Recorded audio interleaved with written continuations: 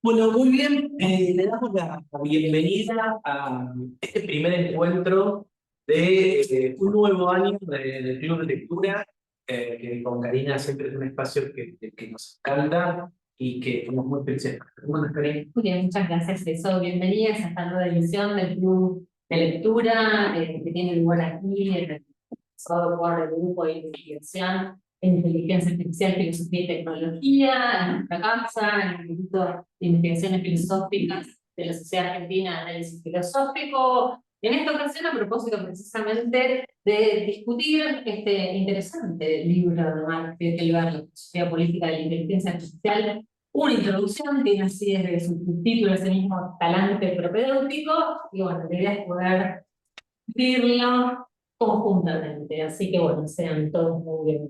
Ahí le vamos a contar en un ratito algunos de estos, pero vamos a empezar con un caso que la verdad es que tocaba casi todas. Es el tema, ¿no? Ahí, si la tocaba, no se me Entonces acuerdo. vamos a discutir con un caso Bernardo que es para... Claro, esto sucedió en agosto de 2019. Guillermo Federico Ibarrola, que trabaja en una fábrica que se encarga de envasar pozos crudos, estaba en la estación de micros de Retiro, aquí en la ciudad de Buenos Aires, y fue detenido por la policía. Fue detenido justamente por estar acusado de haber cometido un robo agravado en 2016 en Bahía Blanca.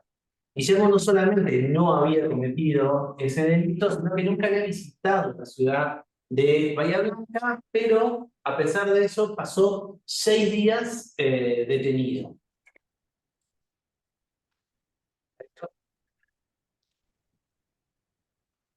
Entonces, este es uno de los relatos que hay de ese momento. 6 días arrestado por un error del sistema de reconocimiento facial.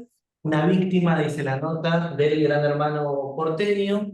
Y el mismo Guillermo, cuando fue liberado y regresó irónicamente de vuelta a la estación de Retiro, porque la justicia, el fiscal le consiguió un pasaje de Bahía Blanca a Retiro, dio una nota en un móvil y dijo: nunca pensé que me iba a tocar vivir algo así. Me tocó a mí, pero le puede tocar a cualquiera. Fue un error de la máquina. Quizás hayan leído el primer capítulo, van a ver que hay un eco, una referencia clara, ¿no es cierto?, acá, en cómo empieza el artículo. Con esto fue un error de la máquina. Eh, y justamente todo comenzó cuando su rostro apareció en el sistema de reconocimiento facial relacionado justamente con este robo. Entonces, cuando los efectivos lo llaman, él simplemente pensó que lo querían para hacer testigos. Dice: dos policías se me acercan, me detienen, me piden el DNI, me dicen que los acompañe. Yo pensé que me iban a pedir que saliera de testigo de algo, pero me dice que quedaba de morir por una causa por robo agravado. Me llevan detenido. Pasaban los días y nadie me decía nada. Nadie me explicaba nada. En esos 6 días que estuvo en un calabozo en la ciudad de Buenos Aires, durmió sobre cemento desnudo en una pequeña celda sin luz natural. Recién en la segunda noche le dieron una manta. El robo que se le adjudicaba, el robo a mano armada, en la posible sentencia hasta 15 años. Pero nadie le daba ningún tipo de información, ni a él ni a la familia. 5 días es entonces trasladado a un juzgado de la ciudad de Bélgica, que queda a 600 kilómetros de la ciudad de Buenos Aires. En el camino, un fiscal, que era quien estaba a cargo del caso, empieza a mirar los detalles de este supuesto sospechoso que está llegando en traslado y se da cuenta de que ¿no? Fue finalmente el fiscal quien se lo chequea. Entonces dice: mientras me estaban trasladando, le sonó el teléfono a los policías, era la fiscal que preguntaba si me estaban llevando esposado. Los policías responden que sí, porque me estaban llevando en calidad de detenido. Parece que ahí le dicen: no, no, cuídenlo, sáquenle las esposas. Me hicieron poner los cordones y cambiaron el trato, me ofrecieron café y comida. Cuando llegué a la fiscalía, me explicaron que fue todo un error. Y la fiscal le compra un pasaje para que vuelva en micro. ¿Qué pasaba? Quien estaba siendo buscado no era él, sino Guillermo Walter Ibarrola, otro nombre y otro número de DNI. Pero el sistema de reconocimiento facial activó la alerta de todas maneras, ¿no? El error, dice la nota, se da en medio de las críticas que recibe el sistema por los falsos positivos. En ese momento, pre-pandemia, 2019, había una serie de falsos positivos que ya estaban llamando la atención de organizaciones sociales, de algunos centros de investigación, como vamos a ver, e incluso del periodismo. Para la policía de la ciudad, el margen de error debería ser solo del 3%. Sin embargo, como vemos ahí, bueno, esta es otra nota que le hacen el Infobae, le hacen esta entrevista, ahí está Guillermo explicando ese error junto a su familia, de vuelta 5 días detenido, un sexto día de viaje, y todo se resuelve de alguna manera cuando un ser humano mira el expediente, ¿no? En el camino de Buenos Aires a Bahía Blanca, y ahí podemos ver en 2019 cuáles eran los primeros resultados del sistema de reconocimiento facial en la ciudad de Buenos Aires. Identifican 14 personas por día, pero más del 80% queda libre, es decir, que se puede considerar que son falsos positivos, ¿no? En ese momento, el 75% del área de la capital argentina está vigilada por video y el gobierno lo suele avisar de manera muy orgullosa. Ya vieron la campaña por jefe de gobierno del año pasado, que había carteles del oficialismo que decían, bueno, el porcentaje que había llegado hasta el 79% para el año pasado de la ciudad con cámaras de seguridad, ¿no? La matemática, si el 81% que no ha tenido que ser que un error, el 19%, no el 3%. Por eso, lo que decía oficialmente la policía era el 3%, pero las estadísticas decían otro. Ese 3% es lo que aseguraba que hacía, lo que aseguraba el fabricante del software. Cuando vos comprabas el software, te decían que el porcentaje de error era del 3%. Y ahora lo vamos a discutir un poquito, pero posiblemente lo discutamos más en el mes que viene, porque tal vez tenga que ver con el color de la piel. Capaz tenga que ver porque si uno ve quiénes son y eso es parte de una entrevista, una nota que hicieron en una revista de Estados Unidos, se llama Wired, los falsos positivos suelen generarse con pieles que no son blancas. Entonces en Buenos Aires hay muchos colores de piel y eso puede salir.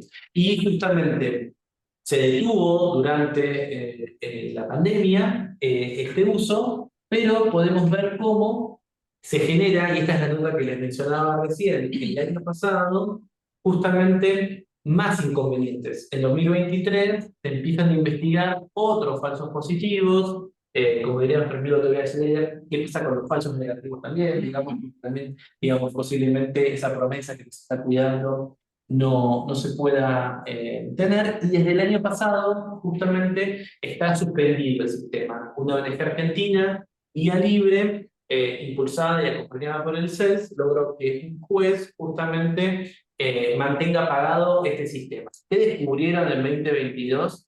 Que originalmente solamente el sistema servía para ubicar a personas que la justicia estaba requiriendo, pero por ejemplo a la expresidenta Cristina Fernández de Kirchner y a Elisa Carrió, dos figuras políticas muy importantes, en más de 100 ocasiones se les pidió el paradero.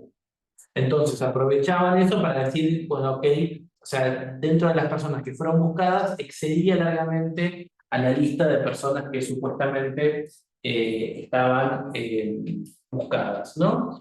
Se supone que debería haber trazabilidad, es decir, quien pide, quien exige que se identifique una persona específica en las cámaras debería poder ser identificado, ser responsable de buscar a determinadas personas. Esa trazabilidad se perdió, esos documentos no existen, es parte de la denuncia de Vía Libre, y en este informe que utilizó Vía Libre y CELS para que frente al juez, dicen justamente encontraron 15.459 registros en el sistema de reconocimiento facial que no están en la base de datos nacional de personas buscadas por delitos graves. El compromiso que tenía el gobierno de la ciudad era que este sistema solo se iba a usar para personas que estaban buscadas por delitos graves. Es decir, que hubo 6.459 personas cargadas del sistema de reconocimiento facial sin una solicitud del Poder Judicial, sin una base legal para eso.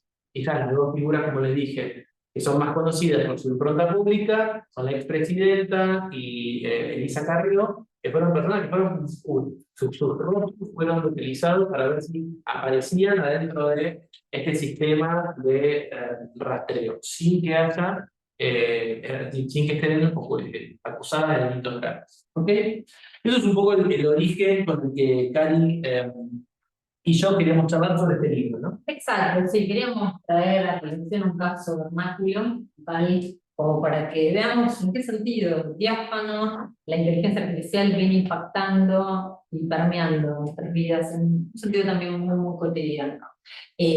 Como vamos a comentarles a continuación, la discusión de este libro se plaza dentro precisamente de las actividades que llevamos a cabo desde el grupo GIF, el grupo de investigación en inteligencia artificial, filosofía y tecnología, que componemos además juntamente con Diana Pérez, con Diego Loller, dentro del cual ha colaborado muy sistemáticamente también Schleider y también Maximiliano Seller. Y la propuesta es, en esta primera instancia, arrancar con algunos trazos gruesos respecto de la motivación a este libro. Es un libro ambicioso más en ese sentido, ¿no?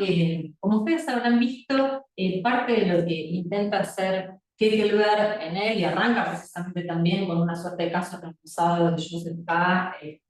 En pleno siglo XXI, con alusión al proceso, es un movimiento, como lo define, a dos bandas, donde hagamos un Zusammendenken, un pensar juntos, por un lado, la tecnología y por otro, la política, pero en un sentido en el que precisamente se cuestione el que se les vea en un sentido estanco para pensarlos desde una tesis que vamos a ver, es una de las partes más propositivas del texto, es una tesis de lo que en inglés aparece recogido como intangible, ¿no? Como una suerte de entretejido profundo entre precisamente las limitaciones inherentes a la tecnología por un lado y la sociedad por otro, sin que podamos escindirlas en un sentido analítico claro, ¿no? Entonces, parte de lo que él va a hacer a lo largo del libro es dar cuenta de que estas cuestiones normativas a las que da lugar la inteligencia artificial y otras tecnologías asociadas, porque vamos a ver que por momentos se van entrando con inteligencia artificial y robótica, en un sentido que a veces por ahí, bueno, toma un poco difusa la argumentación, va a insistir en que allí donde hay mucha reflexión a propósito de ética, bueno, estamos todavía en deuda respecto de la noción filosófica, política, y en este sentido es al que él va a estar apuntando, ¿no? Le interesa crear puentes entre la inteligencia artificial y la filosofía política, enfocándose especialmente en principios, dice, políticos y problemas relacionados con la inteligencia artificial, y comenzamos diciendo que lo hace en un sentido en que va a ir a los bandas, porque por un lado se propone hacer una filosofía política aplicada para tratar de arrojar luz, elucidar el fenómeno mismo y sus problemas asociados, eso por un lado, y en ese sentido vamos a ver aborda algunas nociones medulares para la disciplina tales como la libertad, la justicia, la igualdad, la democracia, entre otras,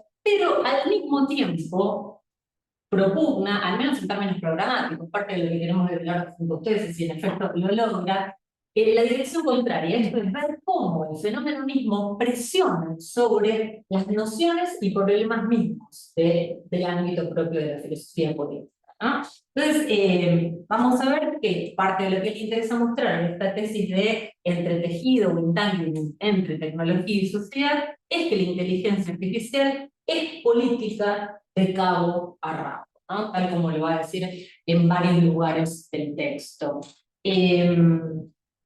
Es un modelo que es interesante en la introducción, que él dice que de alguna manera el libro viene a ocupar un espacio vacío porque las reflexiones que hay acerca de la tecnología, en el mejor de los casos, llegan hasta reflexiones éticas, pero no profundiza en reflexiones sobre filosofía política, y eso también fue lo que nos atrajo con Karina para pensar este año esta lectura. Y por otro lado, quienes hacen filosofía política y que se interesan por esos temas, en muchas ocasiones, por supuesto no en todas, no se interesan tanto por cuestiones de inteligencia artificial porque aún la siguen viendo como algo alejado de esas temáticas, como algo meramente técnico. Ujú. Entonces, de alguna manera, sobre el final de hoy le vamos a mostrar algunas otras obras de Keukerbert, que es un autor que nosotros hemos leído y quienes vinieron el año pasado al club de lectura sobre el área de inteligencia artificial ha aparecido mucho, lo hemos mencionado mucho. Keukerbert ha estado aquí en Sadar, en nuestra casa, vamos a poder compartirles un video de su presentación, hizo una conferencia aquí en el instituto.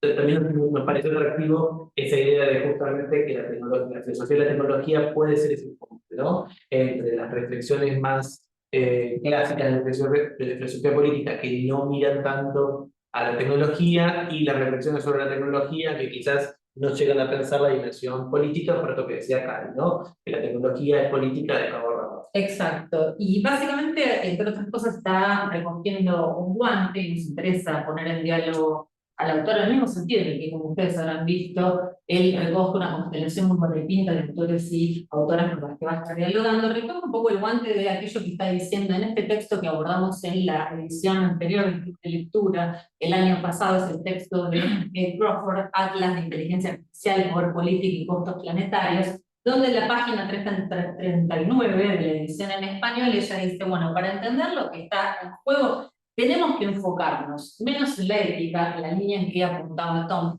menos en la esfera individual y aún más en el poder. Y es acá donde efectivamente la discusión filosófica en torno a la política y la dimensión comunitaria asociada es que se torna especialmente relevante para aquel que va. En este sentido, algunas cosas que por ahí estaría bueno apuntar como para tener una suerte de panorámica de aquellas tesis con las cuales él no va a comprometerse son las siguientes. Por un lado, el libro se desmarca muy claramente de lo que se conoce canónicamente como determinismo tecnológico, en el sentido de que este autor belga está pensando en la tecnología, tal como decíamos, indisociable de la sociedad, ¿no? En este sentido no la piensa en un sentido exógeno y en un sentido instrumental, tal que sea un medio simplemente medio para la consecución de determinados fines, sino que además, desde esta perspectiva no instrumental, entiende que la tecnología, ella misma forja, moldea sus propios fines, que a su vez la moldean en esta suerte de mutua imbricación entre tecnología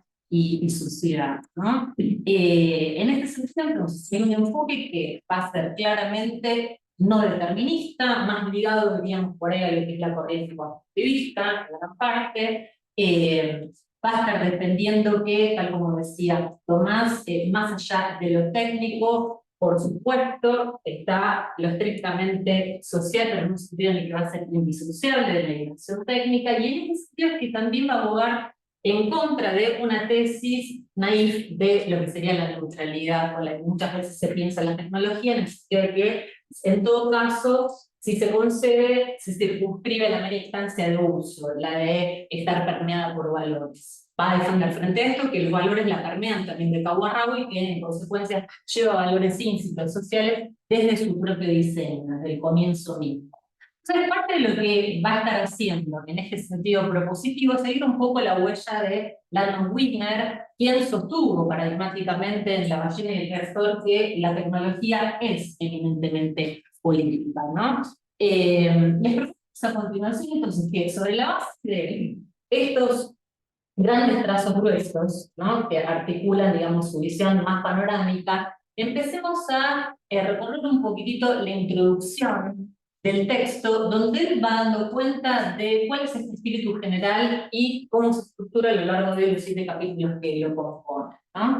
Efectivamente arranca con esta resonancia kafkiana, vamos a ver que el ejemplo él lo va a traer a colección como un caso que va a ilustrar en qué sentido se puede llegar a socavar la libertad bajo uno de los 5 sentidos en la que la va a tematizar, recogiendo acá también una distinción clásica sobre la cual vamos a hablar en breve, de Berlin entre libertad negativa y libertad positiva. Va a considerar que este será un ejemplo claro que pone en jaque a la libertad entendida como libertad negativa, como ausencia de interferencia, pero vamos a ver que sin duda hay otros sentidos que se tornan muy relevantes para la discusión, y allí es donde precisamente trae a colación el caso del proceso, ¿no? Lo que va a hacer es ilustrar como moraleja de esta cuestión que el uso de la inteligencia artificial puede no solo espejar, sino incluso empeorar, exacerbar, es decir, las injusticias temáticas existentes,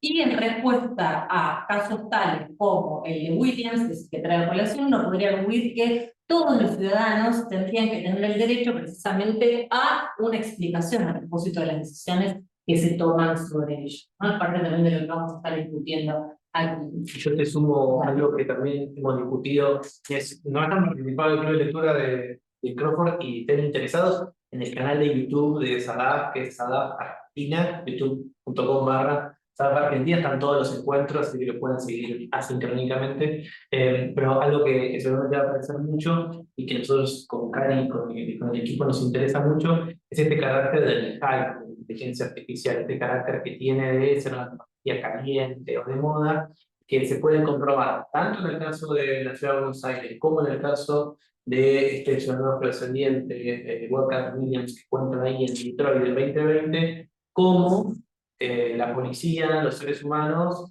nada, más allá de que el supuesto sospechoso y luego detenido explicaban que nunca había estado en Bahía Blanca, que no había participado de ese robo como en la manifestación en Detroit, el mero hecho de que una máquina, un sistema de inteligencia artificial lo hubiese identificado como esa persona, de alguna manera se sobreponía a cualquier explicación racional, incluso como pasó en Buenos Aires, que ni el nombre ni el DNI eran de la persona.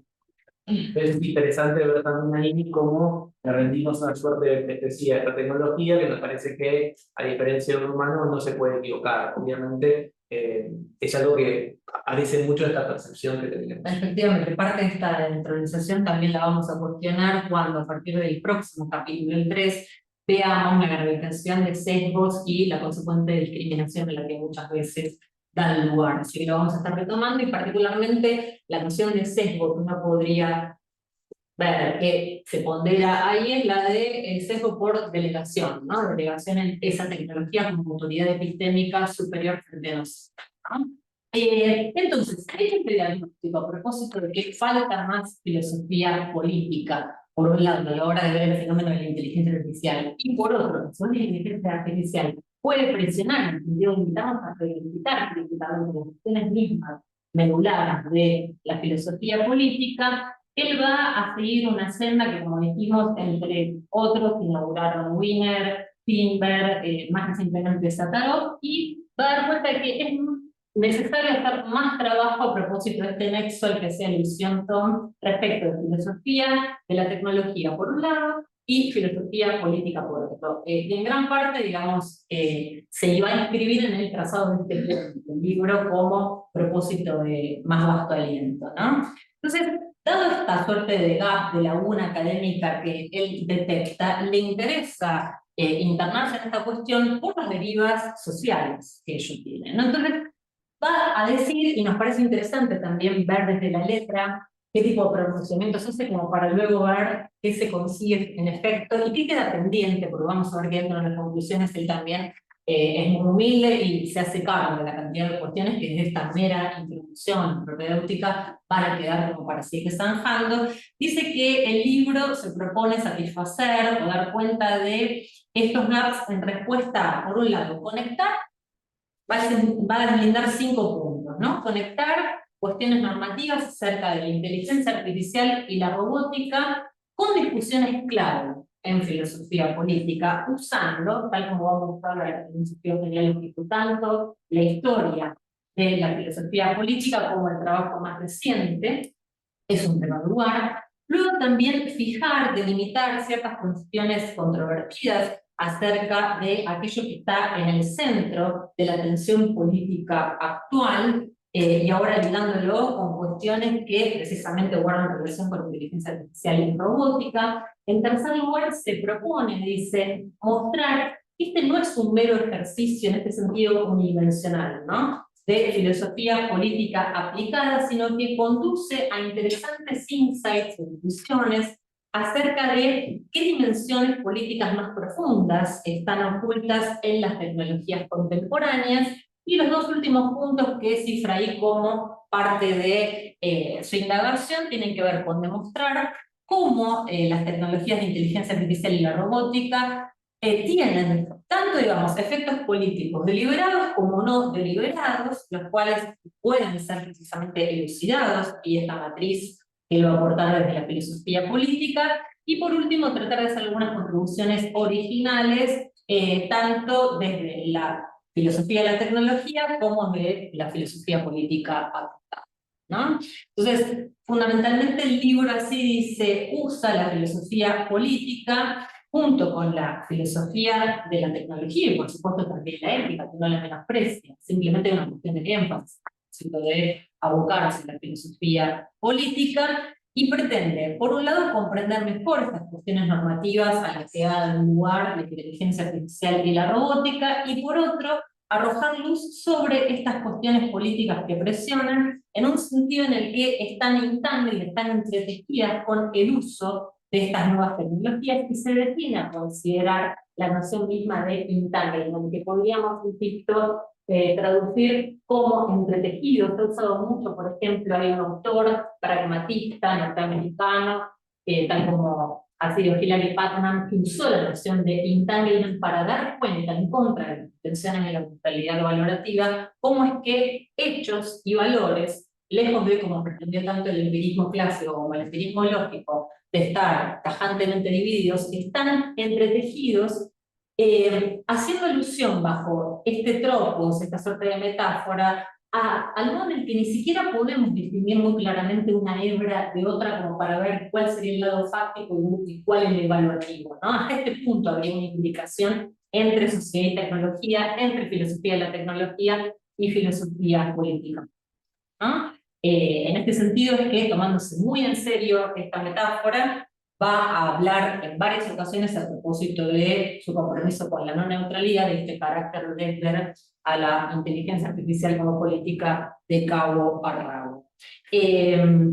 Vamos a ver que precisamente a lo largo, entonces, del texto va a estar haciendo esta impulsión por esta doble vía en ambas direcciones, y decíamos que va a estar articulado el texto en estos 7 capítulos que detalla él al comienzo. Muy someramente podemos decir que el capítulo 2, que es aquel al que terminamos a abocarnos hoy, sin un espíritu exhaustivo, porque eludimos por ahí decir, dentro de las pautas que tenemos fijadas, que esto dice mucho, debe pretenderse en una clase de filosofía. La idea es poder abrirnos diálogos, simplemente acá estamos sentando un poco los cimientos de la discusión como para que luego avancemos críticamente.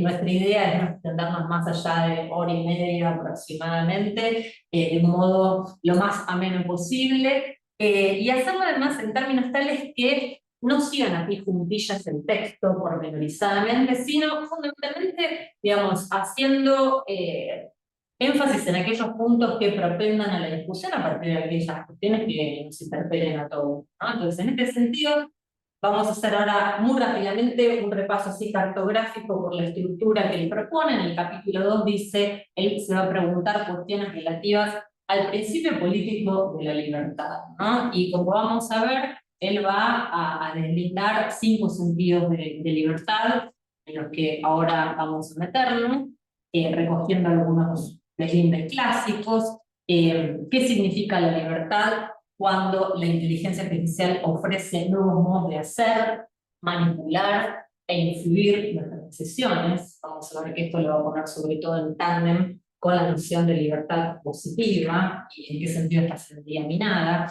El capítulo está estructurado de acuerdo con, dice, diferentes concepciones de libertad, donde las dos nociones clásicas de Berlín de libertad negativa y positiva abren un poco el juego, pero lo rebasan mucho. Discute las posibilidades ofrecidas por la toma de decisión algorítmica, dice, y su influencia para conectar. Discusiones de más largo aliento acerca de la libertad en filosofía política, y esta teoría que creo que se tradujo en la versión castellana como del empujoncito, ¿no?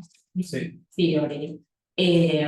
Vamos a ver que el capítulo termina con una discusión a propósito de inteligencia artificial y libertad, en clave ya de participación política y de libertad de expresión, con visos que sin duda no están exentos de polémica, y dialoga fundamentalmente dentro de lo que es la estructura de los 7 capítulos, en especial con varios de ellos, pero en particular con el capítulo 4, que es donde aborda la noción tan cara de democracia, ¿no? Parte de lo que él dice también es que, si bien por una cuestión metodológica se abocó a ir recorriendo cada uno de estos conceptos clave para la filosofía política en un sentido autocontenido en los capítulos, sin duda hay links, hay enlaces muy profundos y conceptuales entre estas nociones, y por eso es que en varios tramos va a estar dialogando desde un capítulo con el otro. En el capítulo 3 va a preguntar, a propósito precisamente de la intervención que veíamos hace un ratito, acerca de cuáles son los efectos políticos de la inteligencia artificial y la robótica en términos de, ahora, también dos nociones medulares para la historia de la filosofía política: la justicia y la igualdad, ¿no? En el sentido de tratar precisamente de iluminar cuando se incurre en discriminación, en sexismo, en racismo, siguiendo también las huellas, en un sentido que abre mucho al diálogo de, por ejemplo, el texto de Roja Benjamin, que trabajamos en varias ocasiones, pero también de Noble, de Criado Pérez, para dar cuenta además del carácter interseccional que suele tener este tipo de sesgo algorítmico. Y acá meto solamente en un ratito antes de terminar, le vamos a contar, como digo Cari, algunas cosas, cuestiones un poquito más administrativas del club, pero también incluye que la semana, no importa, que la semana, que el próximo encuentro, que es el 15 de marzo, vamos a ver el capítulo 3. Nuestro plan es ver un capítulo por mes, para terminar, si no me equivoco, en septiembre.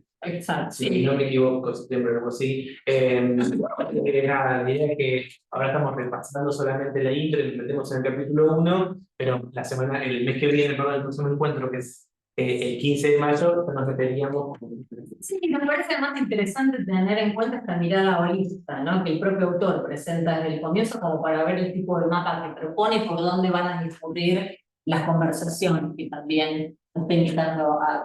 ¿no? En el capítulo 4 efectivamente se va a abocar, como anticipábamos, a los impactos de la inteligencia artificial sobre la democracia, un tópico harto recurrido, muy especialmente y en un sentido local para quienes estamos aquí en Argentina, nos interpela muy especialmente este capítulo, en el sentido de que la inteligencia artificial puede ser usada para manipular, dice Kepler, a votantes y elecciones. Se pregunta si la vigilancia por parte de la inteligencia artificial puede o no llegar a socavar las bases mismas de la democracia. ¿En qué sentido o no sirve al capitalismo? Y acá se va a poner a dialogar directamente con su voz y la era del capitalismo de la vigilancia. Con el que tiene diferencias. Exacto. Porque tiene diferencias, así que si hicieron el texto del capitalismo Exacto.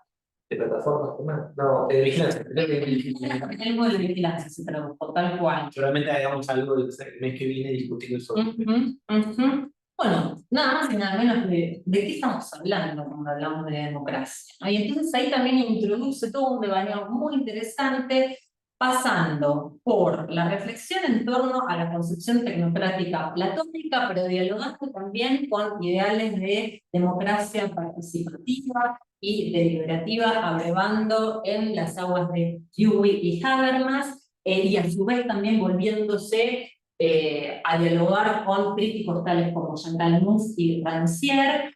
Va a estar conectando toda esta discusión también con cuestiones que nos vienen atravesando muy claramente, como las burbujas de información, las cámaras de eco y el populismo, dice él, empoderado por la inteligencia artificial. Va a discutir, y este es uno de los puntos que en una de las reseñas que estuvimos viendo con Tom, me estoy refiriendo a una reseña a cargo de Criado Grande. Varias de las cosas que estamos mencionando las vamos a subir al drive que tenemos compartido.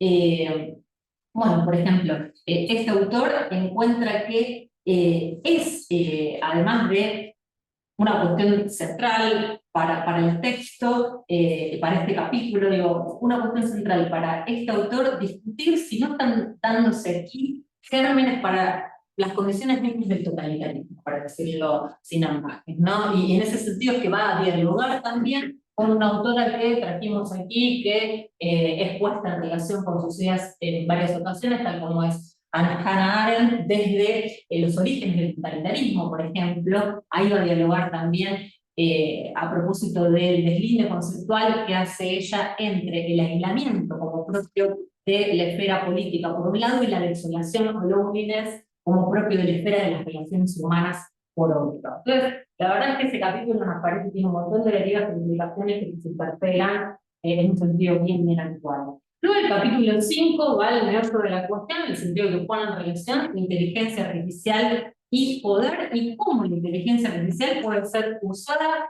para disciplinarnos e incluso autodisciplinarnos, ¿no? En un sentido que también estos autores, que son Nick Cowdery y Ulises Mejías, desde el costo de la conexión, con el cual él también dialoga, cómo los datos colonizan la vida humana y se la apropian para el capitalismo, recogen, ¿no? En qué sentido también en muchos casos hay una suerte de autodisciplina que nos propinamos a nosotros mismos, valga la redundancia. Sí, sobre eso, sino que justo la conexión también aparece una imagen interesante y es la vigilancia tradicional, que el mismo gobierno va a poner en duda, pero ellos ponen en duda la idea de que hay un Estado que te vigila, que es la manera tradicional de verlo, y ver qué es lo que sucede con las grandes empresas, y eso es interesante, pero es más allá de esa vigilancia que podemos decir vertical, una vigilancia horizontal, que somos nosotros mismos, los usuarios de las redes, quienes podemos denunciar a otras personas si tienen un comportamiento que no nos gusta, que podemos denunciar un tweet, que podemos denunciar una publicación, que podemos decir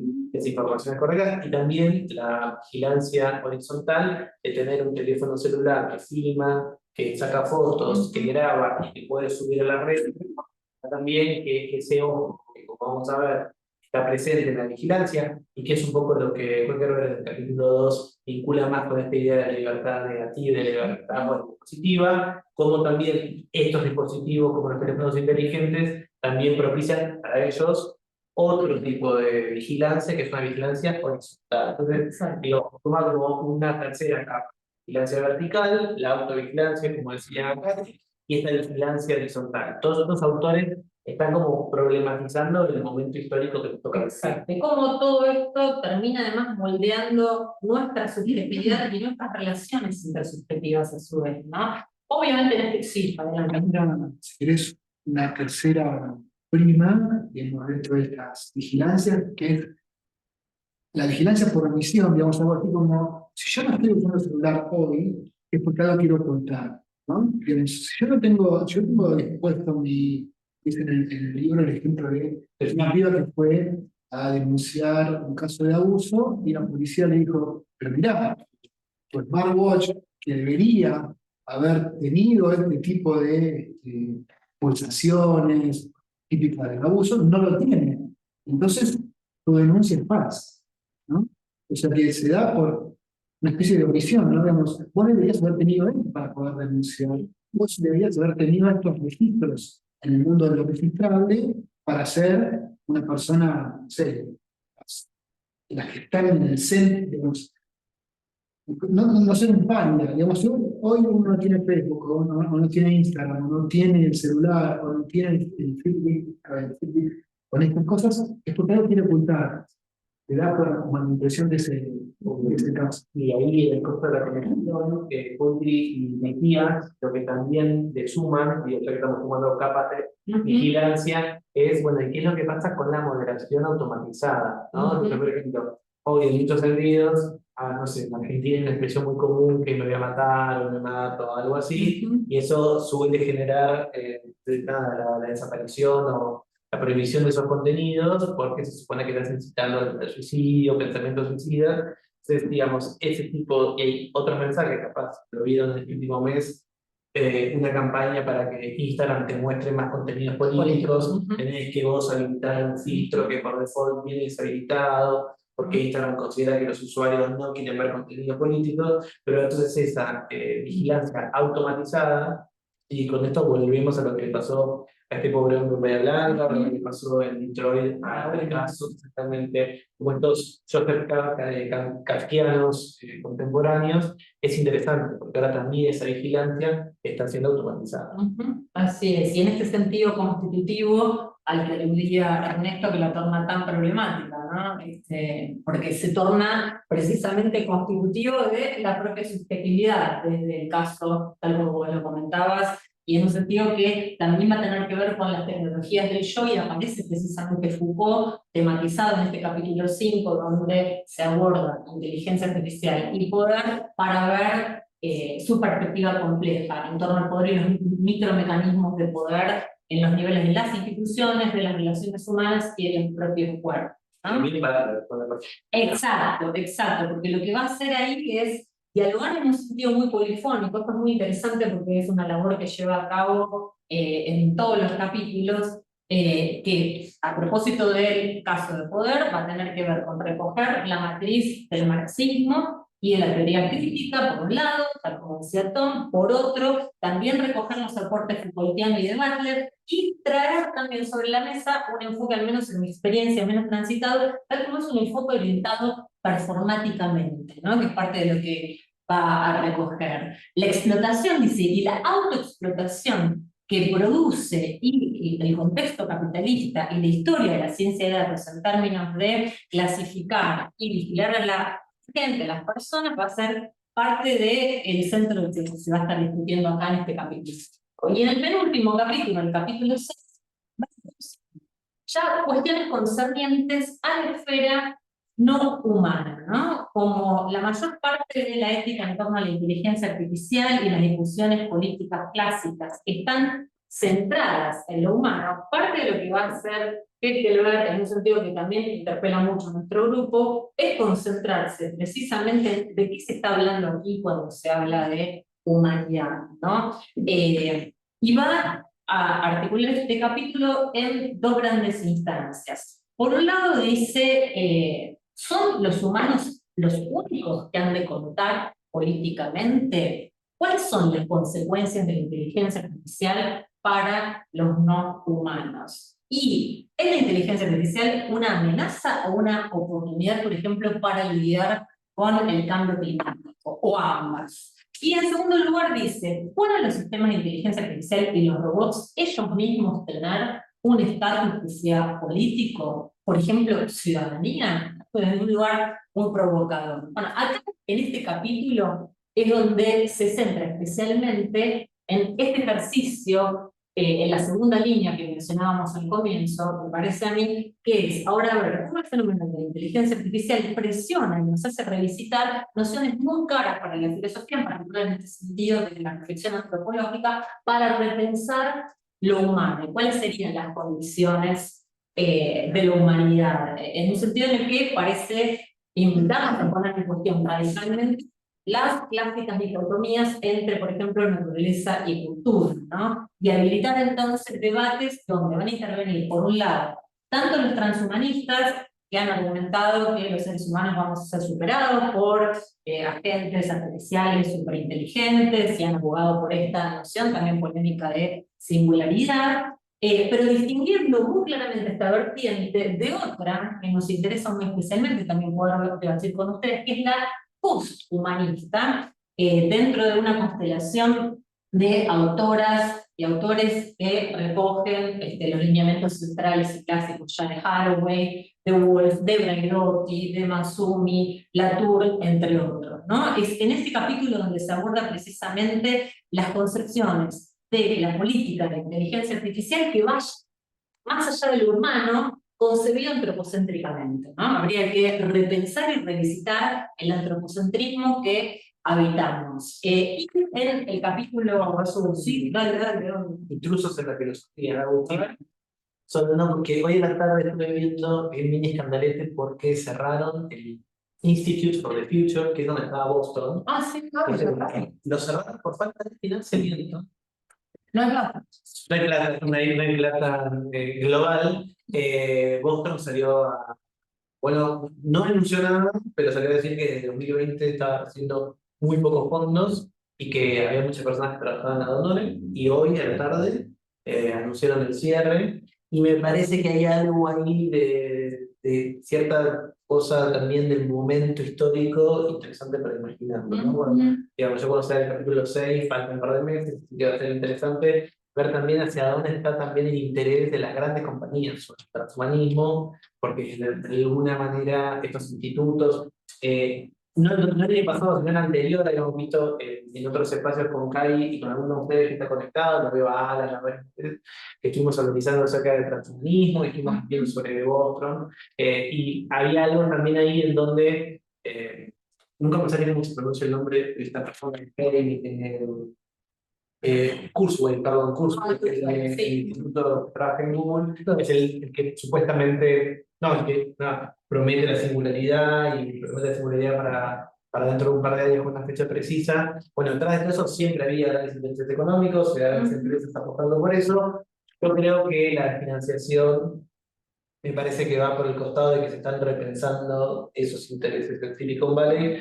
Puede ser algo interesante para... Sí, sí, sin duda, y en un sentido que también va a ser muy relevante para este texto, porque el transhumanismo es una corriente que abreva a su vez el ideal de ilustración, muy comprometido por su parte con una noción clara de progreso que viene siendo muy fuertemente puesta en duda y abrazando una noción de mejoramiento humano concomitante que también viene despertando serias críticas, ¿no? Y también este año fue el año en donde Elon Musk empezó a contar estos supuestos avances de Neuralink, este dispositivo que se conecta físicamente al cerebro y que permite hacer ciertas cuestiones.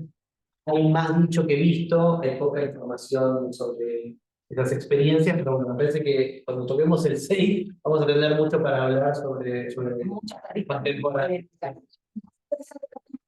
Nosotros que nos ayuden a pensar los límites claros que hay entre esta corriente y la corriente posthumanista, ¿no? Que me parece sirve también para arrojar luz sobre una noción que viene muy acendrada, muy enquistada en los discursos, forma parte de las retóricas habituales, la de una inteligencia artificial centrada en lo humano, tratando de, bueno, desagregar qué es lo humano ahí en cuestión y en qué sentido tenemos que corrernos. Estaba pensando en Francesca Ferrando, que está mencionada acá también, pero el antropocentrismo para repensarnos en tanto humanos y qué tipo de inteligencia artificial entonces sería deseable, ¿no? Precisamente en el capítulo 7, que es el que cierra y donde hace una especie de recapitulación del libro, vamos a ver que va a concluir, por un lado, la nueva urgencia, dice, y relevancia que tienen estas cuestiones a la luz de desarrollos tecnológicos tales como la inteligencia artificial y la robótica, y en segundo lugar la conceptualización de la política de la inteligencia artificial y la robótica, le interesa señalar, no es materia de simplemente aplicar,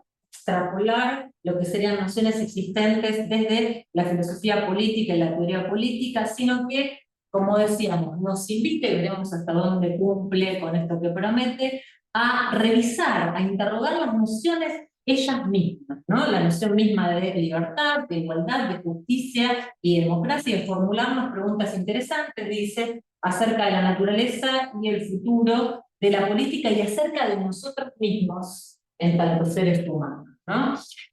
Finaliza este apartado introductorio nuevamente con esta idea insignia a propósito de la importancia de thinking together, dice en alemán Zusammendenken, la política y la tecnología desde esta tesis propositiva de entanglement, de entretejido entre política y tecnología, ¿no? Que lo va a comprometer con esas otras tesis no deterministas, no instrumentalistas y no neutrales a propósito de la tecnología, para adentrarse ya directamente en las aguas recelosas de la libertad, la manipulación por la inteligencia artificial y la esclavitud en los robots. Exactamente, simplemente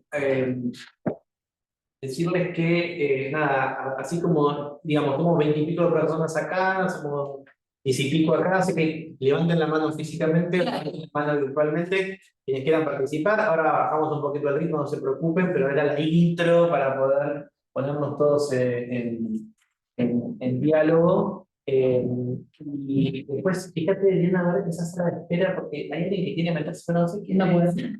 No, También más como para delinear el mapa, básicamente lo que hicimos hasta ahora fue un recorrido por el propio rotero que nos propone. Eso, ver si tienes alguna duda, pregunta, comentario que quieran hacerle, digamos que monopolicemos la palabra. Además, pero que me quedó resultando que es la concepción para pensar hacia el futuro más que nada del mejoramiento humano concomitante que cuál es la parte del transhumanismo. Sí, claro, piensan en la idea de human engagement, de mejoramiento humano, o fiel acoplamiento con la tecnología. ¿Para qué? Para poder vencer nuestras barreras biológicas. Por ejemplo, claro, el envejecimiento, sí, pero pueden ponerle imagen del envejecimiento como una enfermedad, no como un proceso natural del ser humano. Entonces, digamos, después tener, o por ejemplo, nada, el reemplazo de ciertos órganos por otro tipo de dispositivo o por otro tipo sintético para que dure más. No solo en términos estrictamente físicos, sino también estar pensando en la ampliación de capacidades cognitivas, ¿no? Entonces hay todo un programa muy fuerte que, bueno, me parece que viene siendo detrimentado por lo menos del financiamiento, pero que se enquista, y como si no tuviera que buscar los antecedentes dentro de la historia de la filosofía, muy claramente en línea directa con la ilustración, ¿no? Y cierta idea de progreso, ¿no? Y cierta concepción asociada a la moralidad también, sí. Pero va por ahí, es muy polémico, hemos escrito algo al respecto. Ahí en el sitio web de Grupo GIF tenemos un montón de material que elaboramos conjuntamente, que es de descarga gratuita, entre otros hay un artículo publicado en la revista Aurora, donde recogemos al menos cierta sección de las tesis transhumanistas, transhumanismo también se dice de varias maneras, y polemizando esta posición. Capítulo del libro. Exacto, publicado por... Exacto. Exacto. Sobre el transhumanismo de un enfoque praxeológico. No me acuerdo el título, somos 4 autores y no se acuerda el título. Es un título extenso, pero básicamente lo que es un artículo, pero el texto que tiene un libro es todo sobre el transhumanismo. ¿Dónde se descarga el libro? Si lo buscas en la web de la UNAM, si no, ahora cuando terminamos lo buscamos. Se llama no, exacto, el sitio web, pero bueno, Pero si lo busco, te busco con tu nombre y busco el libro, no va a aparecer. hay una perspectiva desarrollada preeminentemente por Diego, el interior de nuestro grupo, que es un enfoque praxeológico en torno a la tecnología, donde resulta absolutamente central pensarla desde una teoría de la acción. Bueno, salud. El biologicismo extremista siempre presente. Creo que caemos en el mismo discurso de buscar una superioridad, siento ahí un discurso nazi, no sé, me da la sensación. Si uno no A ver, un costado, si querés, eugenésico o Claro. polémico, que además tiene que ver con ciertas condiciones materiales que posibilitarían ese presunto mejoramiento, por parte también de lo que se pone en tela de juicio. Bueno, ¿quiénes y cómo estarían dentro de esa élite que podría acceder a tratamientos hipercostosos, donde además hay hipótesis de criogénesis, no solo hipótesis, ¿no? Sino que se están llevando a cabo de facto cuestiones vinculadas con criogénesis, que son sumamente costosas, perdón. No, y la recién también. Bueno, también, exacto. Y sí, sin duda, tiene un montón de aristas que ameritan la polémica en los costados, sobre todo prácticos, pero también teóricos, ¿no? Digo, con derivas ético-políticas, pero también por el sustento teórico. Griselda muchas veces compartió la web y Diana consiguió el título de... El título del capítulo es El transhumanismo a la luz de las teorías postcognitivistas de la mente y el enfoque praxeológico de la tecnología. Y el libro se llama Transhumanismo y tecnologías de mejoramiento. Por eso no te lo Vamos a limpiar. Sí, que está de cara en humanismo, pero también el mejoramiento humano con grandes autores. No de nosotros. Bueno, voy a presentar brevemente 2 cositas del capítulo 2 y seguramente hablemos después de cuestiones más, entre comillas, administrativas, de tiempos y de espíritu, y no se preocupen que lo continuamos en la clase que viene, el encuentro que viene. El capítulo 2 está, como les dijo Cari, centrado en la libertad. A mí lo que me sedujo, los que estuvieron el año pasado saben que a mí el libro de Crawford me trajo muchos problemas y no me gustó mucho, pero este libro me encantó y a Karina no le gustó tantísimo como me gustó a mí, así que estamos cambiando. Antes de que nada, necesitamos, yo le decía a Tom que nada, me parece interesantísimo el espacio conceptual que viene a ocupar me parece que era sin duda una labor que se imponía, la de reflexionar en términos de filosofía política a propósito de un fenómeno tan ubicuo, el que impacta tanto en nuestras vidas. No, lo que yo te decía, Tom, es que, y con el correr de los meses veremos en qué condiciones estamos como para poder expedirnos, no sé hasta dónde cumple con la promesa en la segunda dirección a la que yo apuntaba, ¿no? Ahí donde me parece hay un muy buen ejercicio de filosofía política aplicada para arrojar luz sobre varios de los casos que trae a colación. Me parece que hay cierta simetría en el sentido de que no hay un tratamiento tan pormenorizado en el sentido en el que la inteligencia artificial interpele, haga revisitar con este nivel de detalle cada uno de los conceptos a su vez centrales que toca dentro de lo que es la filosofía política. No sé cuánto lo lleva a revisitar la noción misma de libertad, de justicia, de igualdad, de democracia y la condición humana misma. En ese sentido me parece que tiene este estatus, que también hay que leerlo más modificadamente tal vez que respecto a como yo le hice, que es eso, es él en un sentido, lo dice explícitamente, tiene el estatus de un prolegómeno, una introducción. Entonces, al tener este talante tan programático, seguro que quedan un montón de cosas, por suerte, para que sigamos discutiendo, pero me pareció, digamos, cuando yo le decía a Tom que no es que no me había gustado, no sé, me parece que hay sí una simetría a propósito de cómo trata cada una de estas direcciones, ¿no? Sí, a mí lo que me pasó es, lo leí en diagonal antes de elegirlo, volví leyendo, ahora lo leí en más detalle, la verdad que me interesó más escuché los cuatro, que el resto me lo digo, lo veremos, porque para mí el tema de la democracia es interesante y nada, quería ver más o menos qué es lo que él decía. Yo le rescato mucho del capítulo 2, que me parece que la estructura es muy inteligente. O sea, usted piense lo que podría ser justamente abordar un tema como la libertad en 30 páginas. Y me parece que esa idea que él toma de agarrar 5 tipos de libertad, digamos, y en mi formación personal no es lo que yo me dedico cotidianamente, entonces también fue por revisitar, acá Cari trajo físico a Hegel, a Arendt, digo, cosas que capaz yo vi hace 20 años en la facultad, no necesariamente revisé por mi recorrido intelectual, entonces a mí me sorprendió gratamente esa estructura, me pareció, incluso yo pensaba, bueno, yo tuviera que escribir una tesis hoy, que era un tipo como él, que me diga, bueno, mira, puedes abarcar todo esto de esa manera, y también me gustó mucho que para quienes vienen siguiendo estos encuentros que hacemos año a año, está todo el tiempo un montón de lecturas que venimos siguiendo. Entonces, sin querer, de alguna manera, muchos de los autores, el costo de la conexión, la inteligencia artificial, pero ese... Sí, sí, verdad que queda en contra de la actividades, son temas que en GIF siempre tenemos como que nos interesa, entonces también me pareció que de alguna manera estamos dialogando en algo que distintas personas de distintas partes del mundo, como él en Países Bajos, Crawford en Australia, nosotros en Argentina, por supuesto, muchos en Estados Unidos, en Inglaterra, parece que estamos todos discutiendo algo, y eso me gustó. Sé que no te sentiste que le gustó tanto, pero bueno, para caer un poco de polémica. No, y bueno, yo secretamente quiero traer a nuestro workshop de noviembre, pero como no hablé con mis compañeros, no puedo decir nada, pero bueno, vamos a ver si lo conseguimos que participe. Entonces, este artículo está, como les conté, orientado en estos 5 tipos de libertad y cómo la tecnología de alguna manera interfiere o está vinculado con la libertad positiva, con la libertad negativa. Esos son términos de Isaiah Berlin. Karina tiene el artículo original en español, lo vamos a subir al Drive. Yo mañana voy a enviar la grabación de esto, subir a YouTube y les voy a enviar de vuelta el link a la carpeta donde está el libro.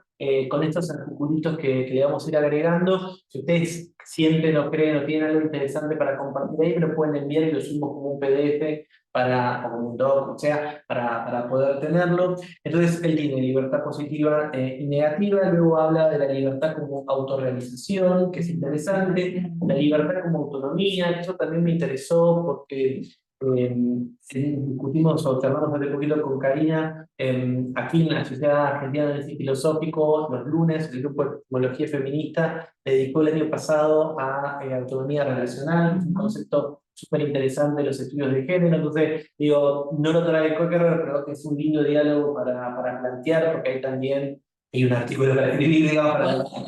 Compañía. Sí, exactamente, la masía,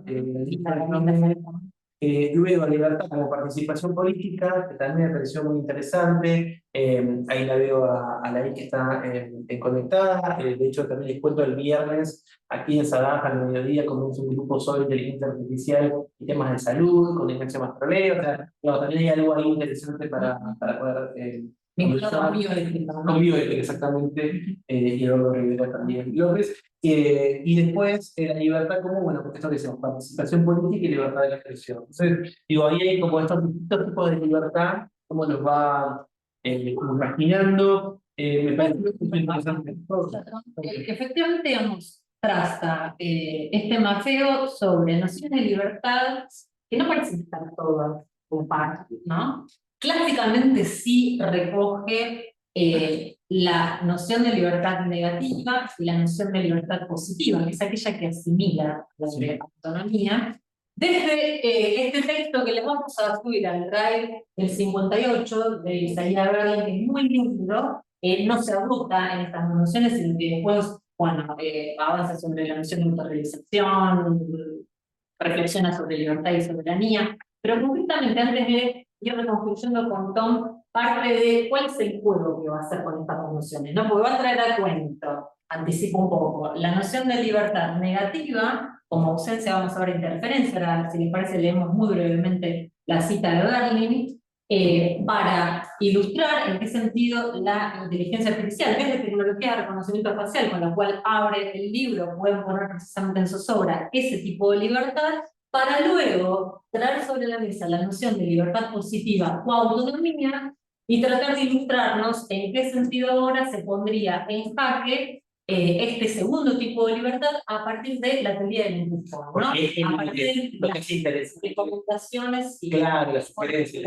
A mí lo interesante de ese movimiento en el segundo tipo de libertad es que plantea este tipo de libertad como, bueno, esta decisión es verdaderamente mía. Entonces, es un tipo de definición de libertad que es interesante porque ahí entra claramente a jugar en inteligencia artificial, con otra definición clásica de inteligencia, aunque él trae a Rousseau, trae a todos, digamos, a la mesa. Me parece que en eso es un capítulo bien escrito, porque tiene realmente, está como la arquitectura, la ingeniería conceptual está muy bien pensada. Sí, y recuerden en el sentido de que él mismo dice desde su propia letra, la cuestión es clave también genealógica, desde la historia de la filosofía, o sea, es a la vez sistemático, sin descuidar el aspecto histórico, simplemente como para reponerlo por ahí frente a quienes tal vez no estén tan familiarizados con la filosofía. La idea de libertad negativa, tal como la formula Berlin en el 58, dice: normalmente se dice que soy libre en la medida en que ningún hombre ni ningún grupo de hombres interfieren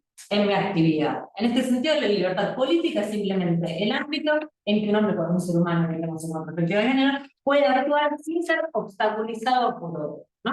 En el rodeo queda, para caracterizarla, aparece por supuesto la mención hobbesiana, desde los filósofos políticos ingleses clásicos, al usar esta palabra, y respecto de la idea de libertad positiva, dice: el sentido positivo de la palabra libertad se deriva del deseo por parte del individuo de ser su propio dueño. Quiero que mi vida y mis decisiones, ¿no? Pensemos en los sistemas de recomendación, nuestros hábitos de consumo, nuestros deseos, y mis decisiones dependan de mí mismo y no de fuerzas exteriores, sean estas del tipo que sean. Quiero ser el instrumento de mí mismo, no de actos de voluntad de otros hombres. Quiero ser sujeto, no objeto, y esto es importante porque luego va a venir todo un tratamiento respecto de la cosificación, ¿no? Ser movido por razones y por propósitos, ser consciente que son míos y no por causas que me afectan, por así decirlo, desde fuera. Bueno, sí, pero simplemente para quienes quieran luego tener todo el texto de disposición, lo vamos a subir al Drive, este texto con el que dialoga explícitamente. Obvio. Y en esa primera parte, cuando habla de libertad negativa, como dijo Cari, es esta libertad de no ser interferido, ¿no? De poder justamente poder evitar cualquier tipo de obstrucción, de coerción, por parte de, como decía Karina, de otras personas, y Kohlberg también lo lleva por parte del Estado. Es el tipo de libertad que está justamente afectada por los sistemas de vigilancia que vimos al comienzo con el caso Blanco y con el caso de Detroit, y que también está vinculado con otro concepto muy complicado y muy rico para analizar, que es esta idea de la policía predictiva, ¿no? O de la justicia predictiva. Sí. No, a mí me parece interesante, cuando empecé a leer, me pareció que los límites ideológicos, digamos, de la bibliografía que se proponía eran muy dados, ¿no? No se va a mover, digamos, una bibliografía liberal y de las reglas de juego, pero en ese momento cuando trata la libertad negativa, deja en evidencia cierta contradicción o cierta asociación que se hace naturalmente entre el estado de cosas actual, digamos, y la ideología liberal, porque de alguna forma corre el estado actual de las cosas por el liberalismo, a través del liberalismo. O sea, y cuando en un momento lo dice explícitamente, esto no ocurre solamente, no solo es el sueño húmedo de las dictaduras, el Facebook no es solo el sueño húmedo de las dictaduras, sino que también ocurre en las grandes compañías de sociedad libres. Entonces, como hay un juego ahí también, en un momento donde la palabra libertad está muy en juego, digamos, ¿quiénes son los liberales, digamos? Sería así, ¿no? ¿Qué son los liberales y quiénes son los liberales hoy? Totalmente. Buenísimo. ¿Cómo es tu nombre? Está buenísimo. Bueno, estamos suponiendo un gran poder para la inteligencia artificial. Y en realidad es la esperanza de que la inteligencia artificial regenerativa abarque más cosas, pero hoy por hoy la inteligencia artificial es poco inteligente de la que los humanos. Además, se puede reproducir lo más popular y con una apariencia de conocimiento, a veces mintiendo descaradamente, inclusive. Así que vamos a ver cómo evoluciona. Esta tesis que está trayendo a colación es un poco la idea fuerza del texto que leímos el año pasado, donde esta autora, Kate Crawford, cuestiona en estos términos la cosa, ¿no? El sintagma. La inteligencia artificial parece que no es ni tan inteligente y se parece más a un globito estocástico, ni tan artificial por el tipo de impacto en cuestiones planetarias, por ejemplo, que tiene, ¿no? En ese sentido no sería abstracta, entendiendo así, lo artificial. Y depende de la bolsa de valores también, de cuánto cotiza la compañía. Pero integrar la ropa de algo inteligente y algo poderoso. Es percibido de esa manera. Y de hecho, ahí lo que dice Kueterberg en el texto es: la tecnología crea cadenas invisibles y ojos no humanos que están vigilando constantemente. La cámara o el robot están siempre ahí. Incluso menciona que en ocasiones no tiene que estar funcionando el sistema, porque ya la presencia de una cámara, la presencia de que pueden estar siendo vigilados, es suficientemente aleccionadora para que te adoctrine. Entonces, claro, entonces pasa de ser coercitivo a ser adoctrinador también frente a eso, ¿no? Introduce la disciplina porque sabemos que estamos siendo todo el tiempo controlados. Sea eso cierto o no lo sé. Ahí el tándem canónico de autores que trae colación son obviamente Benjamin Foucault, ¿no? Para tematizarlo. Con la idea de panóptico, y bueno, ahí también nosotros con Cari y con Tobias Schneider escribimos un artículo llamado Bajo Observación, y cuando hacemos una especie de historia de cómo llegamos al reconocimiento facial, digamos, después del reconocimiento a partir de las huellas pilares, del iris, y de los primeros carteles, de alguna manera, de reconocimiento facial, que eran los que vimos en las películas, el buscado, ¿no? En la guerra de secesión. Eso fue, digamos, de alguna manera, el primer uso de la inversión de quién estaba buscando. No era ya la policía que estaba buscando al sospechoso, sino que esos carteles, con una recompensa, hacia que todas las personas que vieran ese cartel se volvieran eventualmente en potenciales agentes de la ley para buscarte, ¿no? Porque eran esa motivación y ese dibujo, que bueno, tal cual, si te parecía tal el dibujo, podrías cometer algún problema, pero es interesante cuando trae la idea del panóptico, porque nosotros estuvimos también leyendo a un autor de un libro de 2015 que se llama Exposed. El autor es... No. Bueno, que es la sociedad de la exposición, y la postulación de este autor, que se me voy a acordar un poquito cómo se llama, es un sociólogo estadounidense, es que eventualmente nosotros nos volvimos transparentes a la vigilancia. ¿En qué sentido? En que históricamente le escapamos a la vigilancia, le escapamos a ser filmados, no queríamos que las personas conocieran cómo era nuestra casa, no queríamos que las personas se acercaron a nuestra intimidad y de algún modo plataformas como Instagram viven de que nosotros mostremos esa realidad, nuestra intimidad. Los filtros, la manera de mostrarnos es, ok, yo la veo en la cámara, de hecho, bueno, en este momento que ven y yo tenemos una cámara frente y los que tienen la cámara prendida tienen la cámara frente, los que tenemos más de 40, cuando ven una cámara de foto te pones incómodo, no sabes cómo ponerte, no sabes qué hacer, o si ibas a un lugar que te filmaban, cuando yo era chico era muy funcional, y era capaz un aeropuerto o algún tipo de banco, y ahora es común y sin embargo no estamos acostumbrados. Nos volvimos transparentes ¿en qué sentido? Nosotros nos donamos a eso, y Harcourt, y Harcourt lo que dice es que esto, de alguna manera, en una cita muy linda, de alguna manera corrige el error orwelliano, que mientras en 1984 el Gran Hermano era un organismo que daba miedo, que uno se ocultaba, que todo era gris, que querías escapar, hoy todo es filtro de Instagram. Lo mostras felices, te sacas selfies, contás dónde te vas de vacaciones, qué te gusta en la cama, qué te gusta leer, sin problema. Sí, trabaja sobre el tropo de lo que él llama la sociedad de la exposición o la exhibición, en la que somos nosotros mismos quienes generamos estos datos para transparentarnos, en un sentido que también va a ser muy puesto en jaque por una autora con la que dialoga Kate Gilbert, que es Carissa Bellis, quien encuentra precisamente en la privacidad, frente a este estado de cosas, el enclave de poder, ¿no? Desde dónde empoderarnos como derecho básico para una sociedad libre. Él la cita en este texto de 2020 sobre el que vamos a volver. Y bueno, y tomando un poco lo que decíamos sobre el costo de la conexión, este libro de Goldie y Mejías, él dice esa idea de la vigilancia vertical, que tanto gobiernos como digamos, empresas también hacen para cumplir sus reglas, como una vigilancia horizontal, como las redes sociales, donde las personas se vigilan unas a las otras mediadas por algoritmos. Esto que está comentando no me gusta, o bueno, vamos a hacer una campaña vamos a denunciarle este tweet, o este posteo de X, o esta publicación, porque no me gusta, porque no coincide con mis valores, porque estoy en contra, y también vamos a hacer lo posible para que termine silenciado, ¿no? Y eso no es una autoridad, sino que son los mismos usuarios. Y también trae, ahora dejo, la noción de susvilance, o sea, como en portugués, en francés, perdón, gente que usa dispositivos portátiles, como decimos, para grabar todo lo que ocurre. Entonces, frente a cualquier inconveniente, hay alguien que te está filmando y alguien que eventualmente después lo sube y esa acción que vos tuviste, que era privada, queda pública. No, yo simplemente pongo un ejemplo de disciplinamiento de ese mecanismo que es la mediación en una clase de la cámara, o la posibilidad de que alguien filme un trozo de clase y lo suba por cualquier razón. Que eso ocurre como escrache, o como broma, como consecuencia, digamos, no deseada, pero puede tener consecuencias no deseadas muy desagradables. Y además media, o sea, al momento que vos haces una clase y sabes que cualquiera puede estar filmándote y subirlo, y eso las condiciones están mediadas, y de vínculo están mediadas, y ahí ya hay un disciplinamiento. Por eso lo he hecho esa posibilidad. Cuando dialoguemos el mes que viene con respecto al mundo del trabajo, o creo que se viene, ¿no? ¿Del trabajo?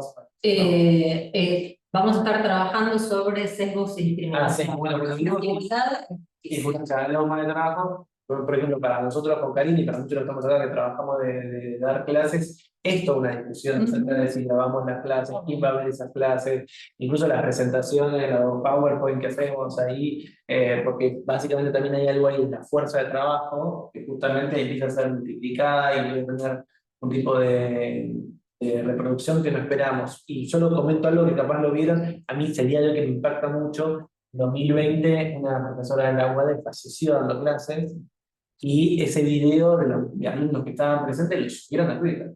Se subieron a Twitter en el momento en que esa persona fallece y lo tiene. Entonces, digamos, y nunca se entendió bien, no lo sabían para burlar, sino para contarlo. Entonces, esa mediación es tan extrema que alguien fallece dando clase y vos lo ves, que hay un impulso de alguien en subirlo y mostrarlo, y muchas personas se enteraron de ese fallecimiento antes de que la familia esté muerta. Entonces, digo, fue como impresionante. Sí, esto supone también el giro, el sentido en el que hablan estos autores, aquí Podre y Mejías, de la magnificación de la vida, ¿no? En el capítulo 5 se refieren precisamente en línea con, por ejemplo, que vos traías a colación a los datos y la amenaza a la autonomía humana, y fundamentalmente el argumento central de este libro es que la vida humana está siendo colonizada, dicen ellos, pegué el título también, ¿no? por los datos y necesita ser descolonizada. No es una aproximación, no estamos jugando a los indios, no hay nada metafórico, dicen, en la nueva era de la colonialidad que van a describir en el libro, al observar continuidades, ven ellos, históricas, ¿no? Entre la apropiación histórica del colonialismo de vastos territorios, como el Brasil contemporáneo, y el papel de los datos en la vida contemporánea, sugerimos que, aunque los modos, las magnitudes, las escalas y el contexto de la disposición actual son distintos, la función subyacente sigue siendo la misma la misma del colonialismo histórico, adquirir recursos a gran escala de los que se pueda extraer valor económico. Este es un poco el corazón argumentativo de este texto sobre el que seguro vamos a estar volviendo y con el que dialoga abiertamente también. Y ese análisis sobre la libertad negativa es interesante el cierre para mí, porque también muestra a partir de un par de ejemplos cómo en esta idea de la libertad como la ausencia de interferencia, bueno, aparecen otros valores y esos valores están en pugna en muchas ocasiones con la libertad y no es fácil determinar qué es lo que sucede, ¿no? Y ahí trae, por ejemplo, el tema de los barbijos durante la pandemia. Bueno, la obligación de llevar barbijos es una imposición que viola tu libertad negativa, pero uno podría decir que era necesario por un bien mayor, en este caso no contagiar o no derramar en poblaciones vulnerables el COVID. Y eso fue un tema de debate, y es un tipo de debate que también va a ser interesante, porque en muchas ocasiones lo que muestra el análisis de libertad a partir de la libertad negativa es como hay otros valores que podrían ser, son bien mayor, incluso la igualdad, o incluso que lo ponen en juego. Eso parece interesante. Además, la noción de libertad que hay en juego, ¿no? Porque parece nuevamente reportada por la unidad de análisis dada por el individuo. Vamos a ver que frente a este tipo de libertad, bueno, hay una búsqueda también por parte de Kierkegaard de una libertad de tipo relacional, sobre todo cuando aparece y pone en juego la noción de reconocimiento. Vamos a ver que bueno, se podría también cuestionar cuál es la noción de libertad ahí que se pretende defender o buscar. Yo creo que antes de terminar podemos ver lo de libertad positiva. Bueno, ya Cali estuvo trazando la definición de esta idea de autonomía, esta idea de, como yo le decía, ¿esta decisión es mía o es de alguien más? En la versión original o la formulación de Berlin tiene más que ver con, bueno, la figura de un Estado paternalista, que es un Estado que decide por vos cuáles son las decisiones que vos tenés que tomar, o las toma por vos, y él, frente a eso, como yo le decía, de manera muy inteligente para poder hablar de la influencia de la inteligencia artificial, trae esta teoría de los nudges o los esponjitos, ¿no? En muchas ocasiones, las decisiones que tomamos están condicionadas, podríamos decir, de forma suave. Es decir, sentimos que tenemos plena libertad de lo que hacemos, pero se nos aparece algo como muy atractivo, y nos dio un empujoncito para que nos guste más algo que otra cosa. Como dice Cari, ok, pongo Netflix o pongo Spotify y me sugiere esta película, esta canción, este podcast, porque se supone que me va a gustar más, ¿no? Digamos, sigo sintiendo que tengo esa libertad, pero en el fondo él evita mucho la palabra, yo creo que para inteligentemente, pero lo pongo un poco más de manera informal, cierta manipulación, ¿no? Lo que está en el fondo es una suerte de manipulación psicológica. Insisto, no es la idea que te lavan el cerebro, pero que te van dando los aspectos. Habla explícitamente ahí de manipulación inconsciente, ¿no? Tal como la que tiene lugar, por ejemplo, vía propaganda. Ahí luego de haber introducido, yo estoy, perdón. Ok, porque yo tengo la versión en inglés, habla de subconscious manipulation, así directamente. Claro. Entonces, de alguna manera no hay estrictamente una coerción explícita, sino que a veces habla de una especie de paternalismo libertario, es decir, se te siguen sugiriendo cosas, pero no es el Estado que toma la decisión por vos, sino que vos tomás la decisión, simplemente la teoría del Nudge lo que dice es que te cambia el escenario, vos seguís tomando la decisión, pero dejás de ver todas las opciones posibles. El ejemplo clásico de psicología es la de la góndola del supermercado. Digamos, los proveedores de alimentos en los supermercados pelean, o los productos pelean por la fila central de la góndola, porque es a donde va nuestra mirada. Entonces, de alguna manera, deberíamos tener libertad para elegir cualquier detergente de la góndola, pero los que están en el centro de la góndola van a hacer que sintamos que nuestra decisión, aunque es libre, está solamente restringida a esos. Y La otra de precisamente el tipo de paternalismo que pondría en crisis a la libertad entendida en este sentido positivo como autonomía es el tipo de supuesto antropológico que él indaga ahí en clave hobbesiana. O sea, le parece que este paternalismo libertario es subsidiario de cierta concepción en torno al humano, tributaria, bueno, entre otros del Leviatán hobbesiano, ¿no? Conforme al cual nuestra condición de estado de naturaleza somos absolutamente un desastre. necesitamos también Exacto. Y es en virtud de ello que se habilita este tipo de paternalismo que viene a socavar a la libertad en un sentido positivo, entendida como autonomía. Él dice, esto convierte al Nacha del empujoncito por medio de la inteligencia artificial en algo como mínimo altamente sospechoso. Y como sucede con todas las violaciones de libertad negativa, prima facie injustificado. Injustificado a menos que se demuestre lo contrario. En el parágrafo anterior era traído a mí con esta idea de, bueno, ¿quién tiene la carga de la prueba a la hora de intervenir en libertad? Y debería ser quien la afecta. Alguien que aún quisiera usar esta tecnología de esta forma, tendría que argumentar que hay un principio más importante y mejor que la libertad positiva. Y yo ahí traigo un ejemplo que a mí me gusta, que lo he repetido en otros lados, como ya me escucharon, pero para mí es interesante. Cuando entras a TikTok, en TikTok desaparece la barra superior del teléfono donde está la hora. Entonces, vos cuando estás en TikTok, perdés la idea La noción del tiempo. de la noción del tiempo. Entonces, es un nudge. ¿Por qué? Porque tu libertad de elección, de decir, ok, me quedo 5 minutos, 20, media hora, de alguna manera queda restringida porque no sabes de qué acceder a otro tipo de elemento para saber la hora o el tiempo que transcurrió. Y eso es algo, como dice ahí, bueno, tendría que ser justificado. ¿Cuál sería la justificación que te impida saber la hora en tu teléfono si el resto de las justamente aplicaciones te muestran la barra de estados, o si tienes un mail nuevo, si tienes un WhatsApp nuevo? Bueno, ahí obviamente hay algo de este orden, diríamos en la versión en inglés, de manipulación psicológica, ¿no? Para que quede más. Y una preguntita. Que en realidad todo lo que están diciendo vale para millones, no, todos los ejemplos que están dando, que son completamente ajenos a la inteligencia artificial. O sea, es una cuestión de forma de estar con otros en una sociedad, básicamente, que puede tener que ver o no. Entonces, ¿cuál es la tesis? Pues la verdad que a mí, yo estoy derivando muchos problemas. Entonces, ¿cuál es la tesis explícita o cuál es la tesis que quiere reflejar? Y vos en escala podés hacer de tus conceptos, ahora son a gran escala. Y esos conceptos no los tocan necesariamente en estado paternal. No que Pero en el supermercado tampoco. No es un estado patamalista y puede ser a muy gran escala.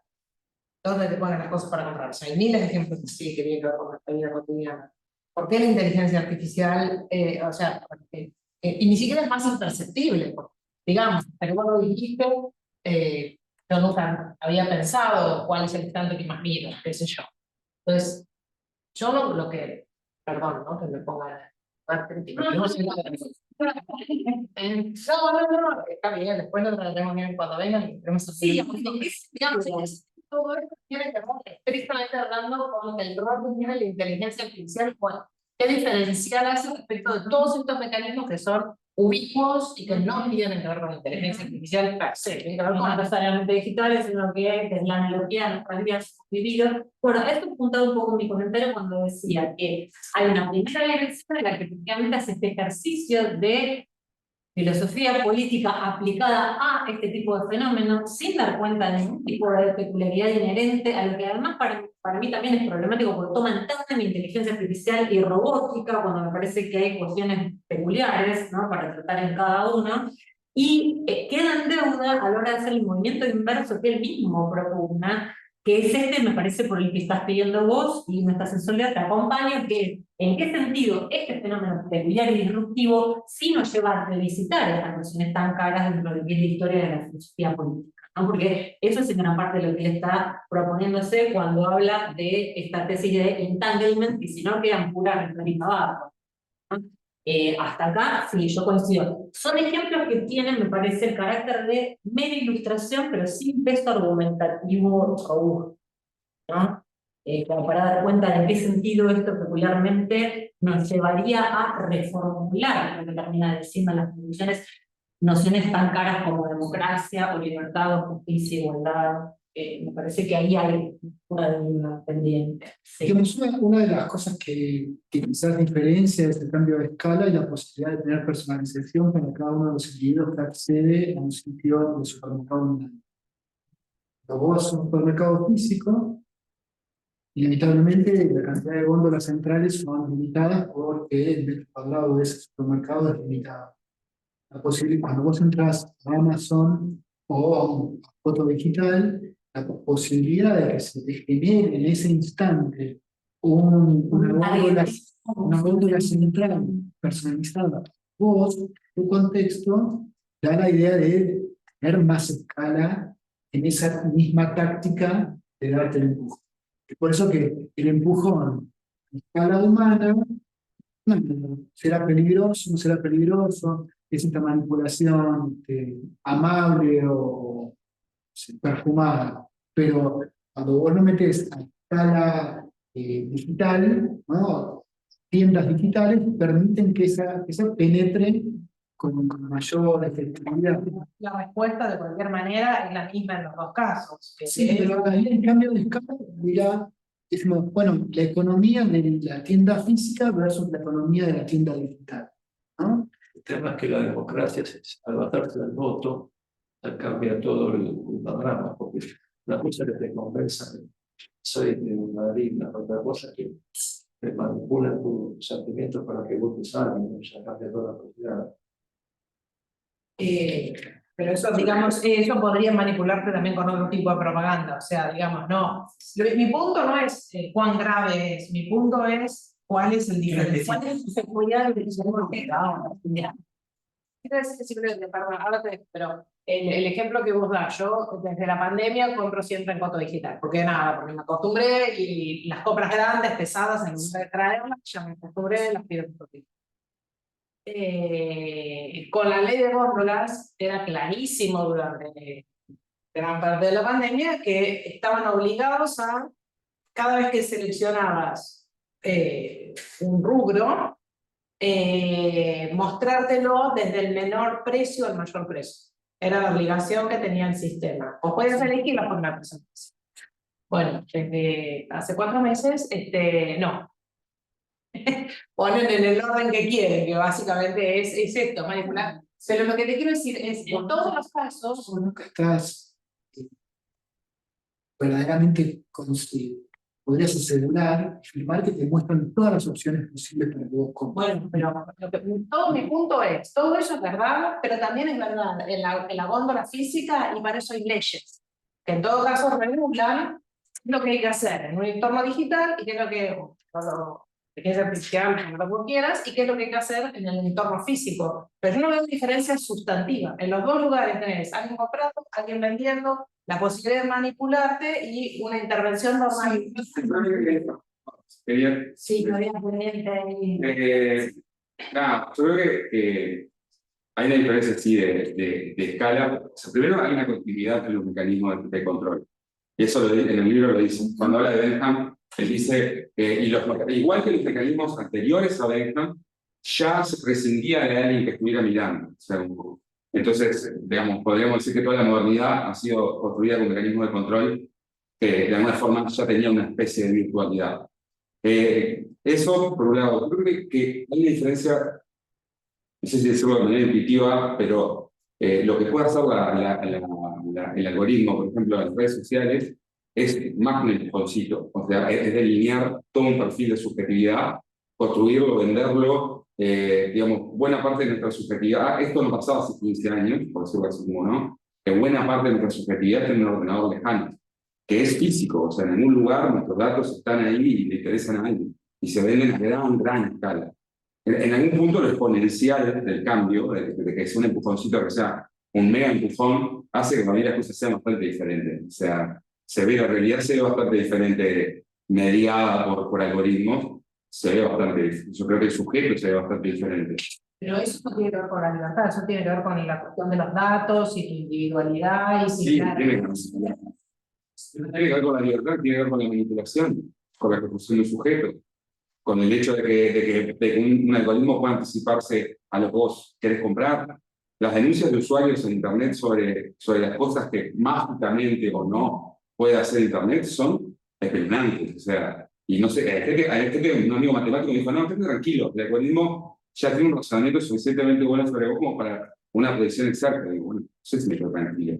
Capaz prefiero pensar en el pensamiento, porque Tendríamos manipulación imposible, pero lo que tiene esto es que aumenta la potencia de la información. Además, llegando a lo individual, el algoritmo detecta individualmente en vos y en este instante, sí, es una segmentación muy específica, Sí, quizás que es más peligrosa aún, creo. El Natch estaba dado como una manipulación, pero buena onda para hacer que el ciudadano tire el tacho, tire la basura en el tacho, entonces le ponen algo debajo del tacho. ¿Está bien? Entonces era como un jueguito como para que vos seas buen ciudadano y tires la basura en el tacho. Eso inevitablemente es torpe o es brazo grueso. Si le da la IA es llegar a cada uno de los consumidores, decenas de cientos de millones de usuarios de TikTok o de Instagram, y a cada uno darle la manipulación adecuada para ese fin último, que puede ser que votes fatal, que consumas tal producto o que seas mejor ciudadano con el ambiente. Entiendo lo que decís, ¿es algo realmente nuevo o es algo que cambió de escala? ¿No? cambió de escala. Nosotros estamos 28 horas ahí en lugar de estar mirando el mundo, pero no cambió de escala porque sea mucho más peligrosa esa manipulación con esa tecnología que otra. O sea, la cantidad de horas que uno está mirando las maquinitas en lugar de estar mirando pero eso Si hay un fenómeno cualitativo nuevo, si vos podés pensar ahora sí que causa la de ahora sí. Y es que no sigue, pareciera que lo real es que esa mediación a, no sé si a todos o a todas, pero a una muy importante, los cuantos millones, los constituyen.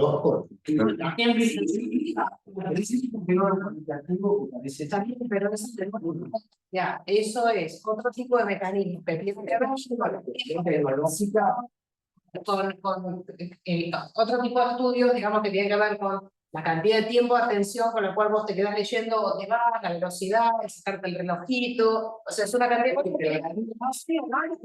cosas que Explota eso, explota una capacidad humana y la reconvierte.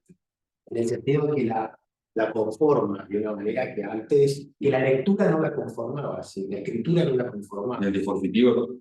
Ahora ahí creo que hay algo. Los medios de información. Sí hay una conformación.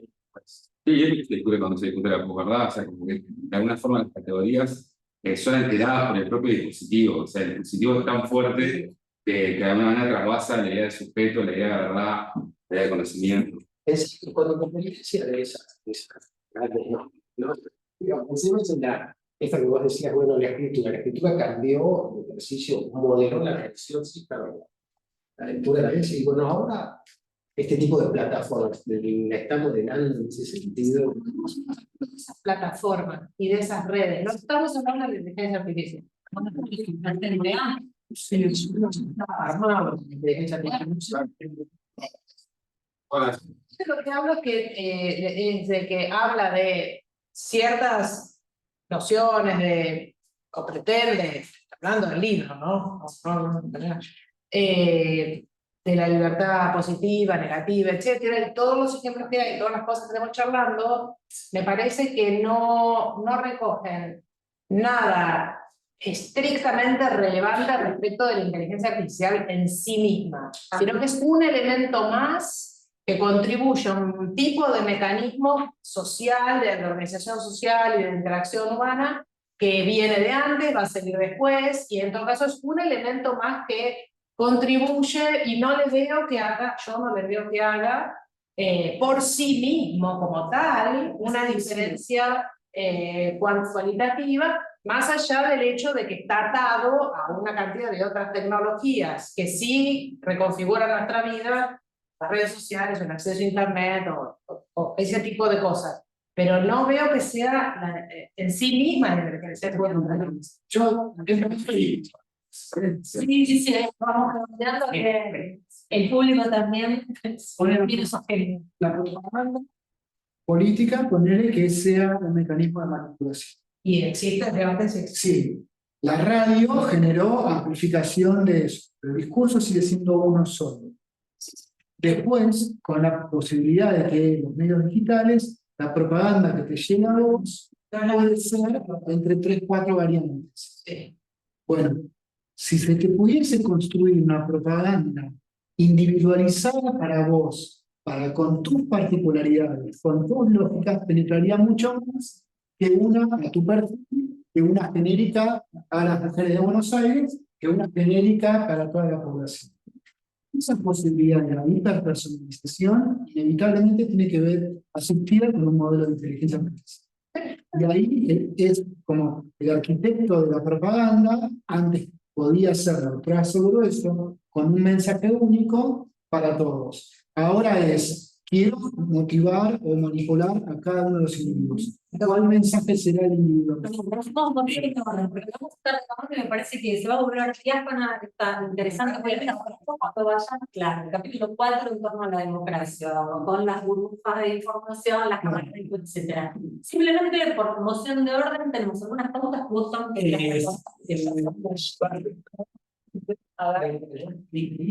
¿Qué cosa?